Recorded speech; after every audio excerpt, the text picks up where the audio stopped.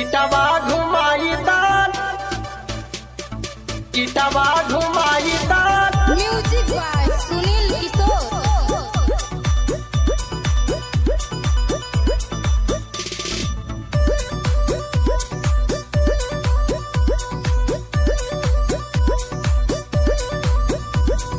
मनवा के इच्छा पुराई दा बलम हमके इटवा घुमाई दाना।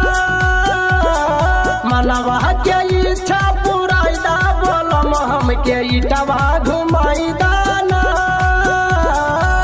इटवा घुमाई दा राजा इटवा घुमाई दा, इटवा घुमाई दा राजा इटवा घुमाई दा।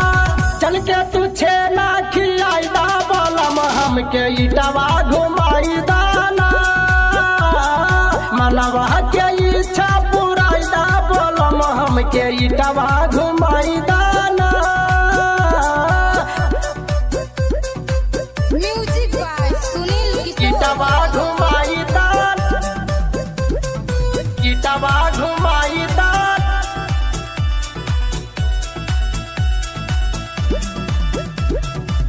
चला डुमरियागंज हमके दिखाई दो, गालपुर माई के दर्शन कराई दो, गालपुर माई के दर्शन कराई दो।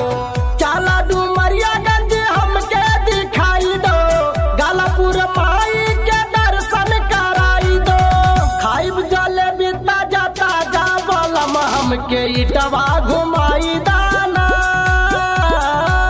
खाइब जलेबी ताजा ताजा बलम हमके इटवा घुमाई दाना।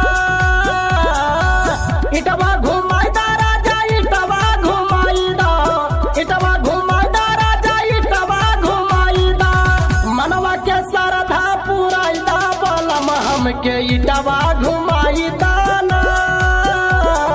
मनवा के इच्छा पुराई दा बलम हमके इटवा घुमाई दाना।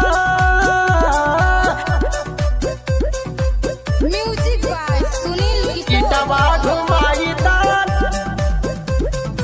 इटवा घुमाई दान।